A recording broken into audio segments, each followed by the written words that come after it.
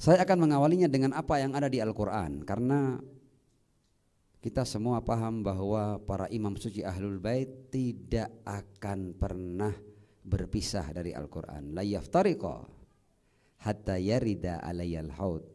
Ketika dikatakan Ahlul Bait dan Al-Quran tidak akan terpisah oleh Ar-Rasul sallallahu alaihi wa alihi, berarti seluruh kehidupan dan sirah Ahlul Bait alaihimussalam itu adalah Al-Quran. Jadi kalau kita kemudian mengenal bahwa Ar-Rasul kana khuluquhul Quran, ya, bahwa perangai dan perilaku Ar-Rasul adalah Al-Quran, maka Ahlul Bait juga demikian adanya. Ahlul Bait tidak sedetik pun tidak Qurani. Ahlul Bait selalu Qurani. Jadi dalam semua hal yang terkait dengan Ahlul Bait pasti ada pijakannya, ada dasarnya di Al-Quran. Kita akan berbicara tentang air mata di Al-Quran. Kita semua telah memahami kisah Nabi Allah Ya'qub alaihi salam dan putranya Yusuf alaihi salam. Perpisahan yang terjadi antara Ya'qub dan Yusuf itu ada cerita tentang tangisan dan air mata yang berkepanjangan. Baik air mata Ya'qub maupun air mata Yusuf alaihi wassalam. Bahkan ketika kita membaca riwayat tentang Al-Bakkaun, siapa orang yang paling banyak menangis, ternyata yang banyak menangis ini orang-orang yang luar biasa semuanya.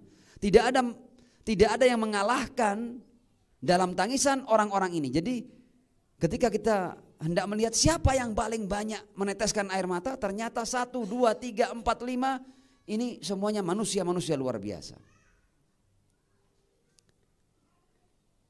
Di antara yang paling banyak menangis tercatat ini ya adalah Nabi Allah Adam alaihissalam. Ya, begitu dia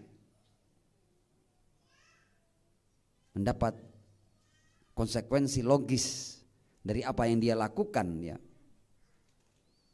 dan akhirnya dia sampai harus keluar dari al-jannah yang di Al-Quran itu padahal kita semua tahu kan bahwa para nabi semuanya maksum. Dia tidak menerjang sesuatu yang haram, dia hanya tidak melakukan apa yang seharusnya dia lakukan. Jadi kesalahan seorang Adam alaihissalam itu bukan dosa yang, tapi bagi Adam itu dosa, tapi sebenarnya bukan dosa.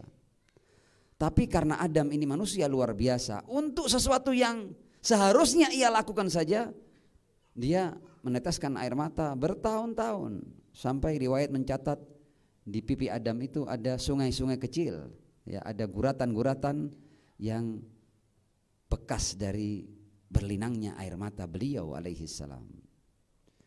Jadi yang paling banyak menangis adalah seorang Adam yang masjudul malaika, yang semua malaikat sujud padanya. Jadi bukan manusia biasa.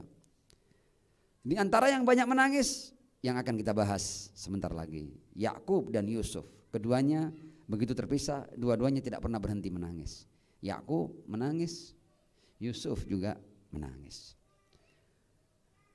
Di antara yang paling banyak menangis adalah Sayyidah Fatimah Az-Zahra alaihassalam. Begitu Ar-Rasul wafat, irtahala ila rafiqil a'la, tidak ada orang yang bertemu dengan Sayyidah Fatimah alaihassalam kecuali ada bekas bahwa dia baru saja menangis, atau dia menahan tangis, atau dia berusaha menutupi tangisannya. Tidak pernah berhenti menangis sampai akhirnya beliau juga menyusul ayahandanya Ar-Rasul sallallahu alaihi wa alihi. Dan di antara yang banyak menangis adalah salah seorang imam yang masih hidup pasca kejadian Karbala, yaitu As-Sajjad alaihi salam. Pasca kejadian Karbala beliau tidak pernah berhenti menangis, tidak dihadapkan padanya makanan, minuman atau apa saja. Dan pasti semua itu mengingatkan dia kepada ayahandanya Al-Husain ibn Ali bin Abi Thalib alaihissalam, selalu menangis. Nah, dari sini saja kita bisa paham bahwa tangisan itu bukan sesuatu yang biasa, sesuatu yang luar biasa. Karena yang tercatat sebagai orang yang paling banyak menangis adalah manusia-manusia mulia seperti itu. Adam, Nabi, Yakub, Nabi, Yusuf, Nabi, As-Sajjad. Satu dari 12 manusia suci dan Sayyidah Fatimah Az-Zahra alaihissalam yang merupakan Sayyidatu Nisa'i Ahlil Jannah. Jadi urusan tangisan, urusan tetesan air mata